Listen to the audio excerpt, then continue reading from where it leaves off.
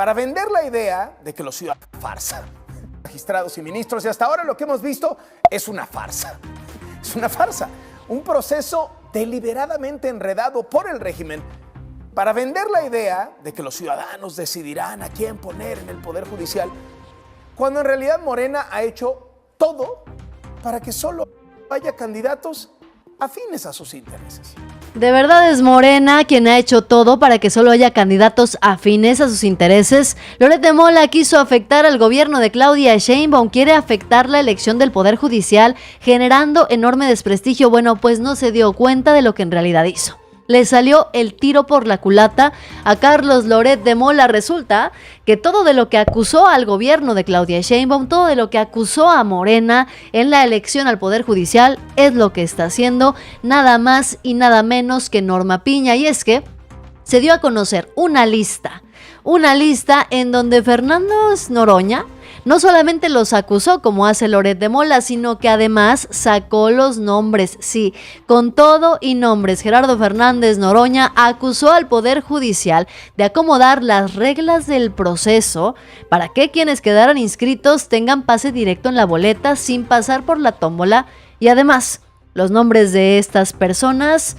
son bastante peculiares, sí.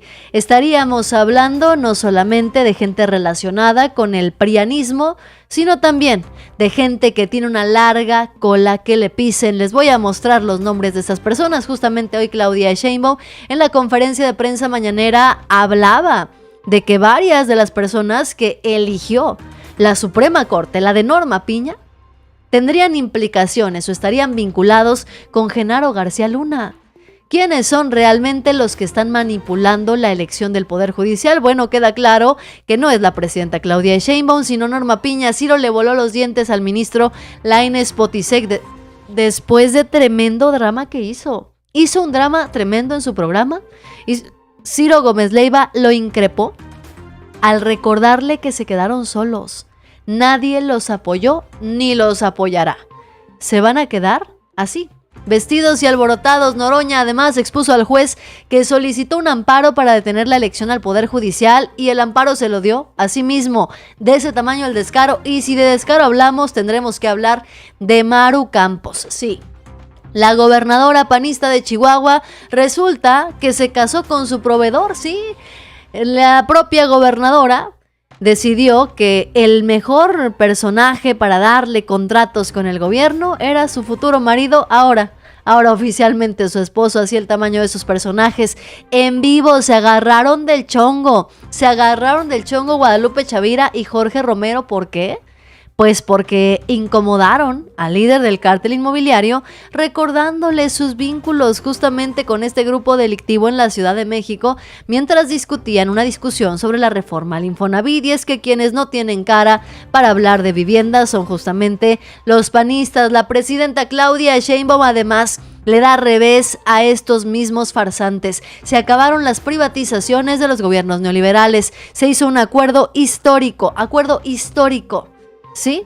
Porque se acabó el sistema de vendepatrias y hoy se recupera la soberanía. Te voy a platicar de qué estamos hablando. Además, hablaremos del gobernador de Sinaloa, Rubén Rocha Moya, y de un dato importante que reveló Andrea Chávez y del que nadie había mencionado absolutamente nada, pero más importante aún, del que la derecha mexicana no quiere hablar, porque están politizando, como es costumbre, la violencia en Sinaloa y una situación gravísima para el pueblo de México. La presidenta Claudia Sheinbaum adelanta plan de inversiones de CFE y Trump. Trump sigue amenazando con aranceles. ¿Podrían llegar o no el 1 de febrero? De esto hablaremos en unos momentos. Quédate conmigo. Yo soy Yasira Handal. Comenzamos. Rápido, iniciando con la noticia y la información más importante noticiosos. Y es que, fíjense que en torno a la elección del Poder Judicial, salió Loret de Mola con sus ya acostumbrados montajes, con sus discursos amañados, por supuesto, en contra del gobierno, tratando de defender a Norma Piña, tratando de defender a un Poder Judicial, a una Suprema Corte que está corrompida a más no poder. No solamente a una Suprema Corte que está corrompida, sino a todos aquellos que se benefician de esa corrupción, de ese nepotismo, de ese desfalco al presupuesto público. Bueno, pues esto dijo Loret de Mola sin darse cuenta que sus dichos y sus palabras terminarían siendo una traición para Norma Piña, y así le salió el tiro por la culata. Faltan 5 meses para la elección de jueces, magistrados y ministros, y hasta ahora lo que hemos visto es una farsa. Es una farsa, un proceso deliberadamente enredado por el régimen para vender la idea de que los ciudadanos decidirán a quién poner en el Poder Judicial, cuando en realidad Morena ha hecho todo para que solo haya candidatos afines a sus intereses. Porque en el fondo lo que quieren es sacar a todos los jueces, magistrados y ministros incómodos para el gobierno. Los que frenaron la devastación de la selva con el Tren Maya, los que dieron amparos a los pacientes para que recibieran sus tratamientos, sus medicinas. Por eso se inventaron un proceso de elección judicial que ellos mismos no están respetando. Se fijan plazos que no cumplen. Ponen requisitos a los candidatos, pero no los revisan. Le piden al INE organizar una elección en todo el país, pero no le dan dinero. Loret de Mola no se dio cuenta que lo que estaba haciendo con este discurso, este reportaje, era meterle el pie a Norma Piña. ¿Por qué? Porque hoy sacan espuma por la boca diciendo que Morena está boicoteando la democracia en la elección del Poder Judicial, pero no contaba con que salió Gerardo Fernández Noroña a poner en su lugar a Loret de Mola y a Norma Piña. Acusó al Poder Judicial, porque fíjense, todo lo que denuncia Carlos Loret de Mola, que supuestamente está haciendo Morena, es lo que estaría haciendo el Poder Judicial. El Poder Judicial estuvo acomodando las reglas del proceso, ¿para qué? Para que todas las mujeres inscritas tengan pase directo en la boleta sin pasar por la tómbola. ¿La tómbola para qué era? Para que la decisión fuera imparcial, que no fuera por dedazo de este sí, este no, este me cae mejor que aquel, no. Sino que pues por insaculación de los mejores perfiles seleccionados, pues se sacaba uno, ¿no? Bueno, pues resulta que entre estos personajes que salieron a relucir, pues están varios que simpatizan con la derecha mexicana y que simpatizan con el PRIAN. Aquí están quienes no van a ir a insaculación, porque resulta que el Poder Judicial, el Comité Ejecutivo, hizo las cosas de tal manera que, por ejemplo, todas las mujeres inscritas no van a insaculación, porque mandaron un número tan reducido que todas tienen pase directo a la boleta.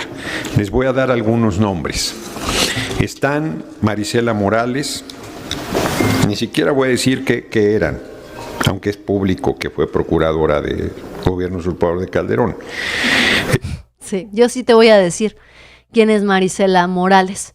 Marisela Morales fue ex procuradora, como bien lo dijo Noroña, de la República de México del 2011 al 2012. No solamente eso, sino que Marisela Morales es opositora del gobierno actual.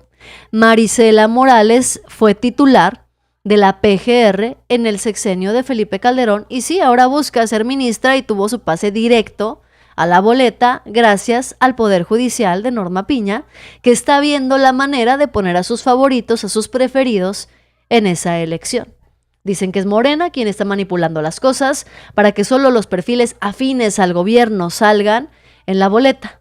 Pero pareciera ser que quien está haciendo esto es Norma Piña y sus secuaces. Ana María Ibarra Holguín, Doralicia Martínez Valero, Jazmín Bonilla García, a ver. Ana María Ibarra Holguín. Ana María Ibarra Holguín. Vamos a buscar quién es, en todo caso, Ana María Ibarra Holguín. ¿Cuál es su currículum o de dónde salió Ana María Ibarra Holguín? Pues resulta que ya es magistrada. Ana María Ibarra Holguín es todavía magistrada, doctora en Derecho, eso sí, tiene sus estudios y todo lo que tú quieras, pero también terminaría siendo afín al Poder Judicial. Se postuló para el cargo de ministra de la Suprema Corte, lo anunció el 21 de noviembre del 2024. Ana María Ibarra Holguín, por supuesto, que estaba en contra de la elección del Poder Judicial. No solamente eso, sino que Ana María Ibarra Holguín dejó bastante claro ya desde hace tiempo que pues, su interés es permanecer y defender a la actual Suprema Corte de Justicia de la Nación, tal como la conocemos. ¿Quién más? Doralicia Martínez Valero, Jazmín Bonilla García, Luzgarda Madrigal Valdés, Magda Zulema Morri, Marisela Moranes Ibaños, Olivia Aguirre Bonilla, Paula María García Villegas Sáenz Cordero y Rosa Elena González Tirado. Métanse a Google, tómense un tecito de tila antes de ver quiénes son. Son simpáticos. Han estado criticando, hicieron las cosas de tal manera que mandarlos directos, sin que ellos sí a dedo, ellos sí determinado previamente nos acusan a nosotros que queremos y nosotros vamos a hacer una insaculación de las mejores personas para que sean candidatas. Ahora, aunque los hayan mandado con pase directo, pues es el pueblo el que va a decidir con su voto, pero vean qué triquiñuelas. Pues varios de estos nombres que mencionó Gerardo Fernández Noroña no solamente son afines a Norma Piña, sino que son afines al Poder Judicial tal como lo conocemos actualmente, son afines a la derecha mexicana y a ese esquema de corrupción que además se opuso contundentemente y se opuso tajantemente a la elección del Poder Judicial. Y como si eso no fuera suficiente, Lord Montajes le metió el pie a Norma Piña otra vez en más de una ocasión. ¿Por qué? Porque la presidenta Claudia Sheinbaum evidenció hoy en la mañana que hay personajes vinculados a Genaro García Luna en la lista para la elección judicial que mandó la Suprema Corte de Justicia. Fue lo que envió la Corte. Hay personajes ahí muy polémicos que fueron enviados por la Corte.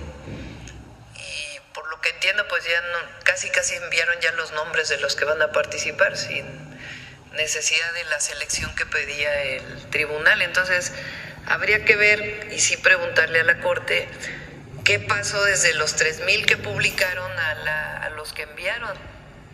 Porque supuestamente se había suspendido el trabajo de esa comisión, ¿no?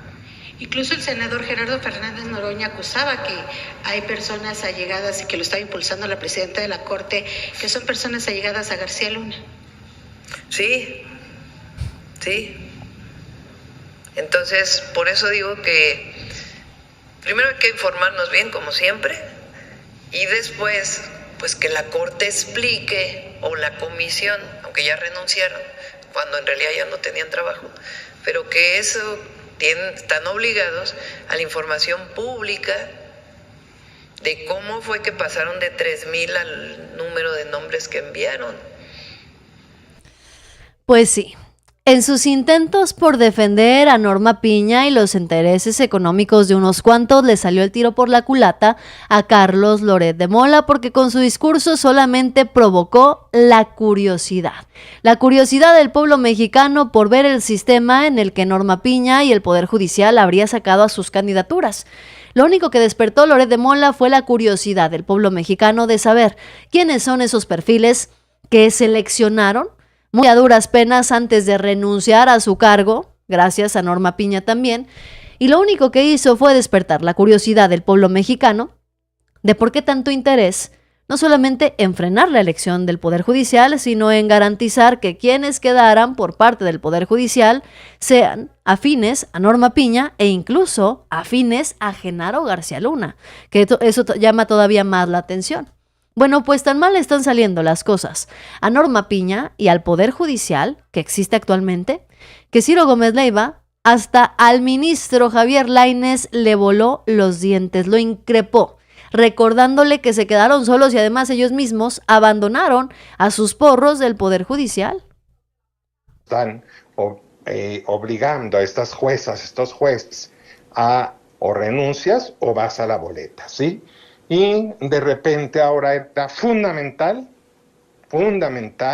y bueno, fuimos atacados una vez más, y ahora justamente el pleno de la Corte, como si nosotros hubiésemos provocado eso. Y el punto importante, la definición de electoral, porque eso no se ha puesto en la mesa de debate, Ciro.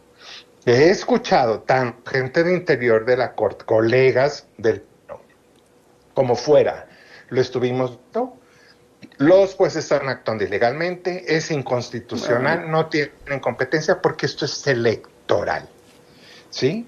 Incluso pues, el tribunal mandó vista en... Pero en los hechos se quedaron solos los 5 integrantes, Javier.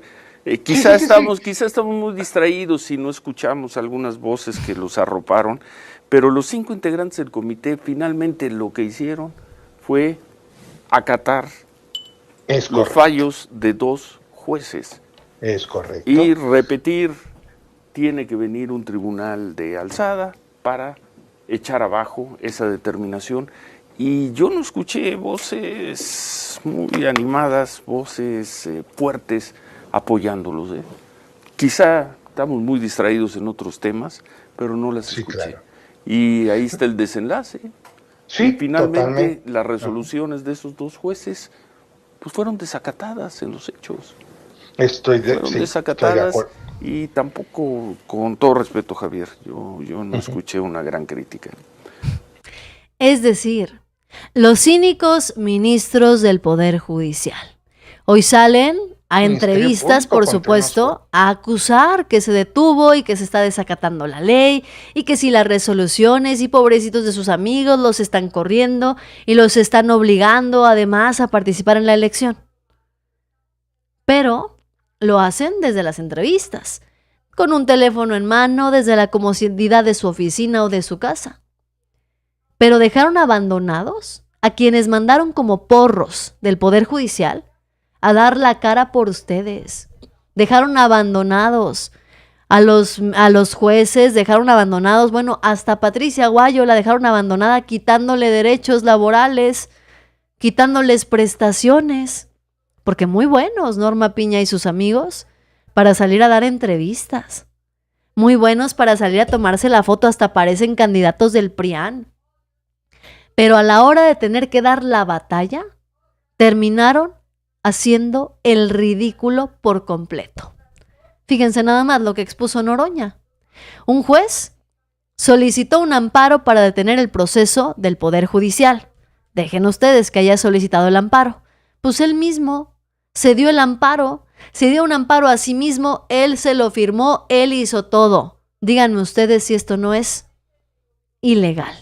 Te quiero decir que el juez que otorgó el amparo, que pidió que detuvieran los 3 comités su trabajo, es el juez Sergio Santamaría Chamo. Ese juez es integrante de la Asociación Nacional de Magistrados de Circuito y Jueces del Distrito del Poder Judicial de la Federación, y esta es la asociación que interpuso el amparo que él mismo resolvió.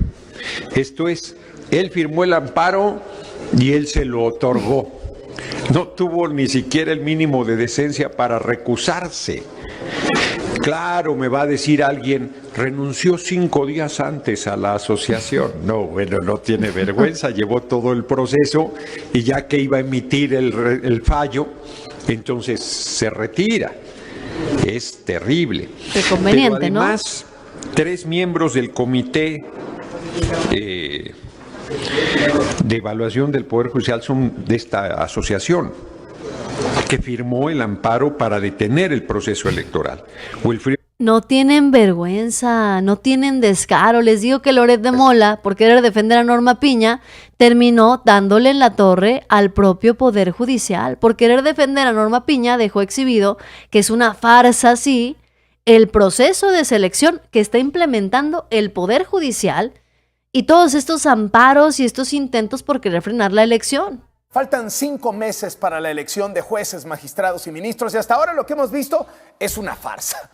Es una farsa, un proceso deliberadamente enredado por el régimen para vender la idea de que los ciudadanos decidirán a quién poner en el Poder Judicial. Esto es un proceso deliberadamente enredado no por el régimen, sino por Norma Piña y por el propio Poder Judicial. Disfrazando que Claudia Sheinbaum es una autoritaria, que el régimen está imponiendo candidatos, está imponiendo la elección, que quiere destruir al Poder Judicial y la justicia de este país. Cuando quienes destruyeron ya desde hace mucho la justicia en este país. Es el poder judicial que tenemos actualmente. Gracias, noticiosos, bienvenidos a quienes van llegando, vayan dejando su Yassi like, dice por acá Roberto Carlos, primer like, muchísimas gracias, bienvenido el Calentano Alterado, buenas noches, muchas gracias, bienvenido Raúl, Roberto también muchas gracias, Ángel Ortega, nos acompaña ya Silvia Tori, gracias amiga también, y bueno, si hay que hablar de cinismo y de descaro, tendríamos que mencionar la más reciente artimaña de los gobiernos panistas. Resulta que la gobernadora de Chihuahua, María Eugenia Campos, prácticamente se asignó contratos millonarios. Amor y corrupción. La gobernadora panista se casó con su proveedor, mismo al que ha forrado con contratos. La gobernadora de Chihuahua, María Eugenia Campos, se casó con el empresario Víctor Cruz Rusek, cuyas empresas han recibido contratos millonarios por parte del gobierno que ella encabeza. Aquí está uno de ellos, contrato de adquisición de bienes. Ahí está la cédula, ahí están todos los datos, la empresa del señor, ahora marido de María Eugenia Campos, las cláusulas y las cantidades, que por supuesto es lo más importante. 1,254,000 pesos le dio María Eugenia Campos a su marido en contratos del gobierno del estado. Pero María Eugenia Campos está en la lista de presidenciables de Jorge Romero. A ver, dice, el monto convenido para la presente operación es por un importe total de 1,254,600 pesos, cantidad que incluyen el IVA, importes que permanecen fijos durante la vigencia del presente contrato, todo esto por el proveedor. ¿Para qué se hizo este contrato? Este contrato por la adquisición de 4 vehículos utilitarios para las oficinas de la Comisión Estatal de Derechos Humanos. ¿Qué compró María Eugenia Campos? ¿Qué le compró a su marido? Bueno, pues le compró 2 vehículos marca Nissan, tipo sedán, modelo 2023, 4 cilindros, eso sí para ahorrar gasolina. Le compró otro vehículo marca Nissan, un Versa 2022, y le compró también otro Sentra, también Nissan 2023. Esto se le llama tráfico de influencias. Yo no sé ustedes cómo lo conozcan, pero fuentes del gobierno estatal confirmaron que el pasado fin de semana María Eugenia Campos se había casado con su propio proveedor. Se trata de un evento privado al que solamente habrían asistido familiares y amigos cercanos a la pareja. La gobernadora panista, María Eugenia Campos, contrajo nupcias con Víctor Cruz Rusek. Es un empresario automotriz con quien había mantenido ya un noviazgo desde hace más de un año y está en su derecho, Maru Campos, de hacer su vida y de casarse con quien se le dé la gana. Lo que no tiene derecho a hacer la gobernadora de Chihuahua es a utilizar a beneficio propio el presupuesto del pueblo chihuahuense. Porque sí, María Eugenia Campos puede tener su vida personal y hacer lo que se le dé la gana, casarse en privado si quiere. Pero ¿qué pasa cuando esa vida personal se cruza con la vida pública? ¿Qué pasa cuando se asoman los conflictos de intereses? Este, sin duda alguna, es un claro caso de conflicto de interés por parte de la gobernadora de Chihuahua que tendría que responder. Ocurre que el conglomerado empresarial de Cruz Rusek, ahora esposo de la gobernadora panista, ha facturado más de 200 millones de pesos al gobierno de Chihuahua. Es decir, María Eugenia Campos le dio a su ahora esposo el 31% de los contratos. 31% no es poca cosa, estamos hablando de 200 millones de pesos. Hidosa International, distribuidora de vehículos propiedad de Víctor Cruz Rusek, tiene 11 contratos por 8,985,000 pesos. Autocamiones de Chihuahua, cuyo dueño también es Cruz Rusek, tiene 13 contratos por 22,329,000 pesos. Pero hay más. También es dueño de Automotores Tokio, que ha celebrado 29 contratos con el gobierno de Chihuahua por 95,753,000 pesos. Esta empresa ya había sido de las consentidas en el gobierno municipal de Chihuahua con Maru Campos. O sea, no es reciente. No es reciente que pues Maru Campos le dé contratos a sus amigos, porque supongo que antes de ser pareja pues eran amigos, ¿no? El acaudalado Víctor Cruz también es dueño de Tu Mejor Agencia Automotriz, que tiene nada más y nada menos que 34 contratos por 103,131,000 pesos. Curiosamente, la empresa del esposo de Maru Campos ha recibido contratos millonarios también de parte del Poder Judicial de Chihuahua. El ahora esposo de la gobernadora es dueño también de Bola Automotriz, que tiene 2 contratos por 1,700,000 pesos. La pregunta es, ¿estamos o no estamos ante un evidente conflicto de interés por el que la gobernadora tendría que responder? Respecto a esto, María Eugenia Campos, porque ya se le había preguntado, dijo que siempre ha sabido separar su vida privada de su vida personal. Que si en lugar de ser mujer ella fuera hombre, nadie le estaría diciendo cosas por los contratos millonarios de su marido. ¿De verdad esa fue la justificación de María Eugenia Campos? ¿Que porque es mujer la están atacando y le están cuestionando los contratos millonarios que le dio a su marido? Dímelo tú.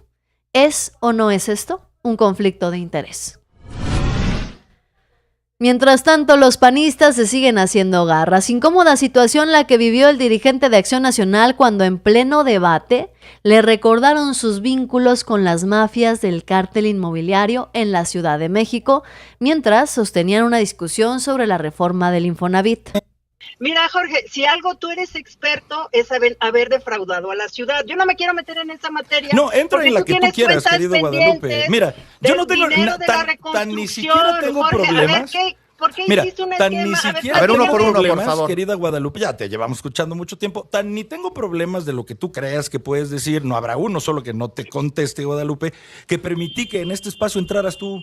¿Qué preocupación voy a tener? Veces, pues, No. no es un tema que me permitas, puedes abordar, perdón. querida Guadalupe, lo que tú quieras como tema. No habrá uno solo que no te habré de responder. Y bien, nada más. Es obvio que lo que quieres es tangencializar, porque no quieren que hablemos de esta reforma, que es la razón de la que estamos hablando y por la cual me invitaron. Solamente dime al aire, si es o no verdad que con esta reforma van a sustraer recursos de ahorros privados para la constitución de un fondo.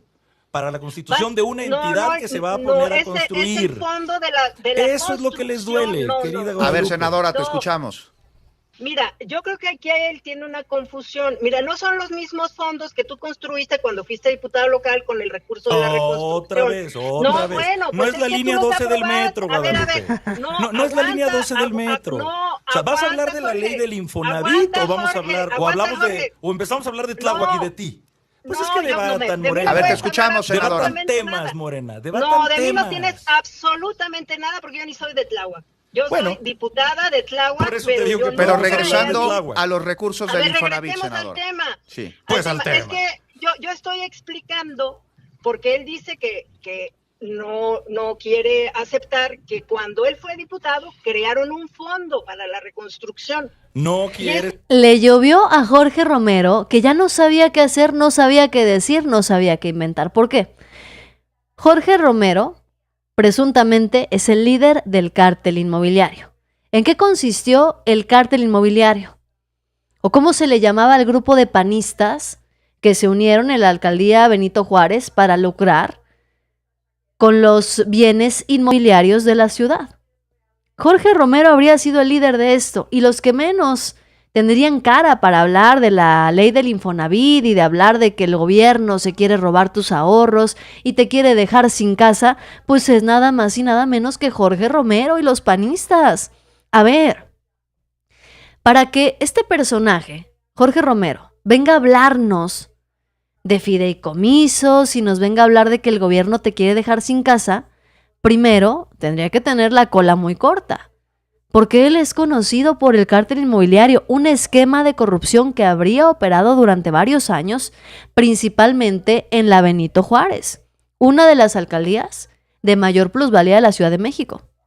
Funcionarios y exalcaldes panistas presuntamente modificaban las normas de uso de suelo y autorizaban construcciones ilegales. algunas de hasta 35 niveles en zonas donde no estaban permitidas. A cambio, los involucrados panistas habrían recibido departamentos de lujo y además, por supuesto, dinero en efectivo, porque los panistas no hacen nada si no hay dinero en efectivo de por medio, como las reformas que aprobaron en el sexenio de Enrique Peña Nieto. ¿Quiénes estuvieron involucrados? Jorge Romero, quien es el dirigente de Acción Nacional. Estarían ligados a un grupo conocido. Imagínense qué tan ligado estaba Jorge Romero, que el grupo, esa bolita de delincuentes de cuello blanco, se conocían como los Romero o el cártel de Benito Juárez, quienes habrían tejido esta red de corrupción para enriquecerse con el desarrollo inmobiliario de la demarcación. Hasta ahora hay personas detenidas por esta situación del cártel inmobiliario que Jorge Romero no puede explicar. Y ni hablar de lo que hicieron a nivel nacional los gobiernos de Felipe Calderón y de Vicente Fox con el Infonavit, con los recursos de la vivienda, con la vivienda en general. A ver, casas sin servicios públicos, sin agua, sin luz, sin gas, sin nada. En las periferias, bueno, ni siquiera con caminos pavimentados. Y vienen a hablar de la ley del Infonavit. ¿De verdad? Los menos indicados son los líderes del cártel inmobiliario. En más información, la presidenta Claudia Sheinbaum le da jaque mate a los prianistas. Se acabaron las privatizaciones de los gobiernos neoliberales. La presidenta Claudia Sheinbaum nos recordó a todos cómo privatizaron la electricidad y cómo hoy se está recuperando la soberanía nacional.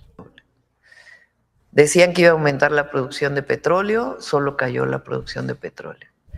En la electricidad dijeron que gracias a eso iba a mejorar Comisión Federal de Electricidad, pero Comisión Federal de Electricidad dejó de producir electricidad hasta convertirse prácticamente en el 15% de todo el mercado eléctrico o de toda la generación, hasta que llegó en el 18 el presidente López Obrador. Se fortaleció Pemex, Comisión Federal de Electricidad, se buscó el cambio constitucional, no se logró en aquel entonces, se hizo un cambio a la ley de energía eléctrica para establecer el 54%, se aprueba la ley y la Corte la echa para atrás prácticamente en todos sus incisos, hasta ahora que en el 2024 el pueblo de México toma la decisión de votar por no solo la presidencia, sino también por la mayoría calificada en el Congreso, Cámara de Diputados, senadores y en la mayoría de los congresos estatales. Viene esta reforma constitucional y ahora pues estas nuevas leyes que sustituyen por completo a las leyes de la reforma del 2013 y establecen un esquema de fortalecimiento de la empresa pública y al mismo tiempo deja participación privada, ordenada, transparente, sin los mecanismos de... La presidenta Claudia Sheinbaum, como quien dice, hizo un recuento de los daños y además le recordó que no van a poder hacer eso de nueva cuenta porque el pueblo mexicano respalda al gobierno de la presidenta, sus decisiones y sus determinaciones en todos los sentidos. Además, la presidenta Claudia Sheinbaum anunció un plan de inversiones de CFE por 23,400 millones de dólares. ¿Para qué? Para fortalecer la generación y distribución de electricidad. Se caen los planes de la derecha mexicana. Una vez más, se le cae el negocio a los prianistas. No van a poder vender la CFE. La querían malbaratar y ofrecerla a cambio de sobornos a empresas extranjeras y privadas. No se va a poder. Hoy México recupera su soberanía nacional. Donald Trump amenaza con aranceles del 25% el 1 de febrero. Claudia Sheinbaum dice que no va a llegar ese momento porque México ya está negociando. Noticiosos, denle like al video, compartan y suscríbanse para que lleguemos a más personas. Yo soy Yasira Handal, gracias a mis moderadores y a quienes me apoyan. El Rojo Noticias ya llegó también, estaba transmitiendo. Vayan a suscribirse al canal de mi papá. Vayan inmediatamente noticiosos, El Rojo Noticias, así le ponen todo completito y allá nos vemos, nos comentamos y aquí también activa la campanita para que te lleguen las notificaciones. Que tengas bonito día. Te veo el día de mañana con más información. Bye bye.